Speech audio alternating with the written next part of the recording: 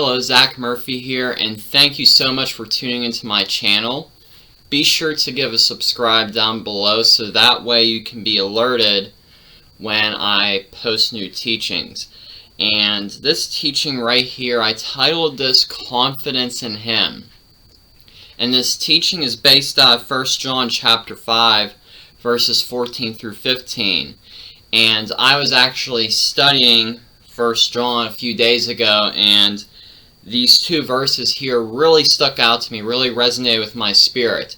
And I just put together a short little teaching, and I also have a post on my blog.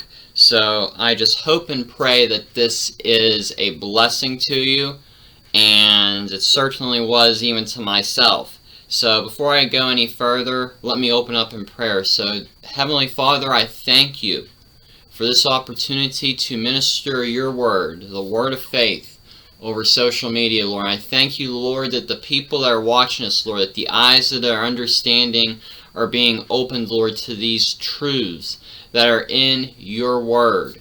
I thank you, Lord, that you guard your word and that your promises in your word are so. And thank you, Lord, for an increased measure of faith in all of us. And in Jesus' name I pray. Amen. So let me just start out reading 1 John chapter 5, verses 14 to 15. Now this is the confidence that we have in Him, that if we ask anything according to His will, He hears us. And if we know that He hears us, whatever we ask, we know that we have petitions that we have asked of Him. So this is so powerful right here, such a powerful verse. This is the confidence that we have in Him, it says. The word confidence, it means an attitude of openness that comes from freedom and lack of fear. You need to realize, believers, that fear is the devil's language, and faith is God's language. We need to realize that. So many people right now are operating out of fear. And I'm not just saying that because of what is going on in the world. I'm saying that because it's true. It's, people always seem to veer over to operate in fear rather in faith. And we need to realize that God's word is so. What His promises says are so.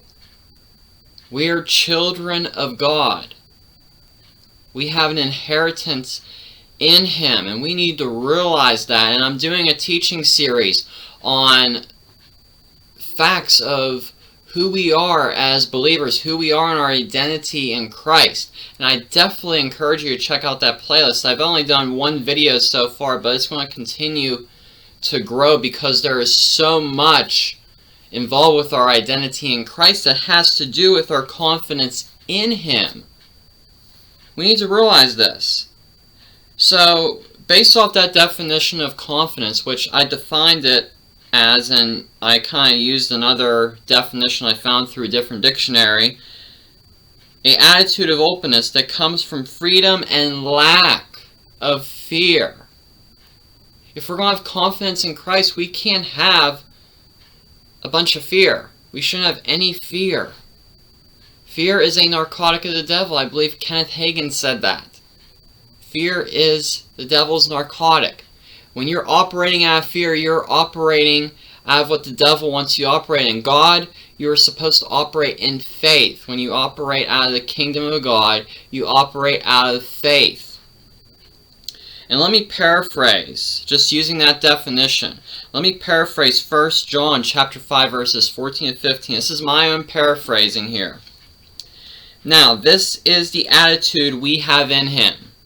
An openness that comes from freedom and lack of fear, that if we ask anything according to His will, He hears us. And if we know He hears us, whatever we ask, we will have the petitions we have asked of Him. We are to have faith in God in all circumstances. It doesn't matter what your doctor report says. It doesn't matter, how things are looking financially. In fact, if you look at what's going on in the world today, with gas prices going up, certainly many people can be operating out of fear with their finances. We are to operate out of faith. God is faithful. Galatians chapter 2 verse 20 tells us, I have been crucified with Christ. It is no longer I who live, but Christ who lives in me. And the life I now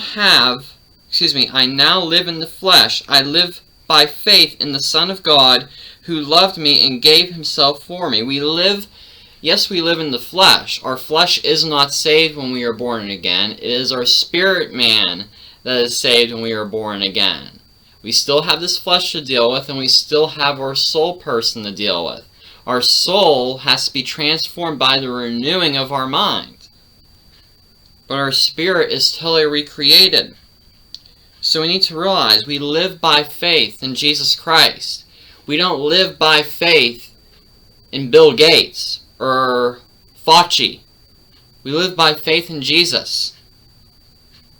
And so many people can easily have faith in these people of the world, but they can't have faith in God to move mountains. It just doesn't make sense. We need to realize that we have been crucified with Christ. This isn't saying we are going to be crucified. We have been crucified. We need to pay attention to Scripture with past, present, and future tense. And we also have been resurrected to newness of life. And we must remember is our spirit man that's recreated. We are a new creation in Christ Jesus. Our entire Christian walk is based upon faith. You cannot even enter the kingdom of God without faith. Faith matters. It's not a works-based covenant. It is faith with the new covenant. Hebrews chapter 11 verse 1 tells us, and this is one of my favorite verses here. Now faith is the assurance of things hoped for, the conviction of things not seen. You know, we may not see what we are declaring or praying for by faith, but we still believe it and act like it is so. We operate in faith. And you know, one of the things I want to talk about when we go into the prayer room, when we enter into, you know, our prayer closet, or when you're praying for someone, we need to realize that when we come out of our private time with God or praying over somebody for healing, we shouldn't just leave that thinking God is going to do something. We need to leave that knowing God has done something. Having a true encounter with the presence of God means that you walk out of that not just believing God is going to do something, but knowing God has done something. And I hope this is making sense here. We have to know that God's promises are so, and that He has done them. He has done them. He is faithful. He's not going to be faithful. He is faithful. You know, so many people, when they pray and make declarations, sometimes they use the wrong tense of a word, and it throws their believing off. And if our believing is off, we're going to be set up for trouble. And that's why I must stress this. Because even myself was guilty of this wrong stinking thinking. And you know, some people say, well, you know, I've been prayed for healing, but I don't feel any different in my body, or there's still this test result. It doesn't matter, because 1 Peter chapter 2 verse 24 tells us, by whose stripes ye were healed. It not says ye are going to be healed, you were healed. It's past tense. So we need to realize that as children of God, we walk in the realm of the kingdom of God, and in that realm we are healed.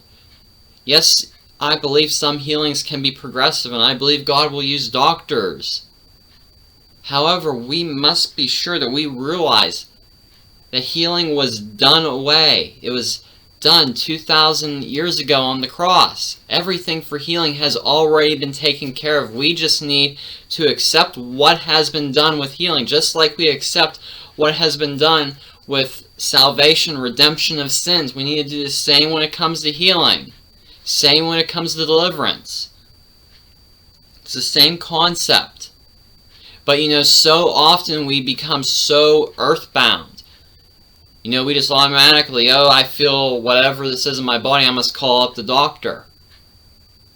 So often we get so earthbound. I'm not saying anything's wrong with doctors. I believe God can use doctors. At the same time, we need to be operating in faith primarily. We need to be dependent upon God primarily. If God leads you to, go to a doctor over a certain thing, then okay, seek God's wisdom. But operate out of faith. And that's all I have for this teaching here. Is a very short teaching, but very good truths here. Very important stuff for the Christian walk. So let me close in prayer. Heavenly Father, I thank you, Lord, for those that listen to this teaching, Lord. I thank you, Lord, that this teaching will bring forth much good fruit for your glory, Lord. And anybody dealing with sickness in their life, Lord, I declare healing over them in the name of Jesus. Healing that was atoned for 2,000 years ago, for their body to come into perfect alignment in the mighty name of Jesus Christ of Nazareth. And people that are going through financial difficulties or emotional or mental difficulties, Lord, I pray, Lord, for your provision, Lord, and for a sound mind in the mighty name of Jesus. In your name I pray these things, amen. So once again, thank you for watching. God bless you, and have a great week. Be sure to subscribe down below.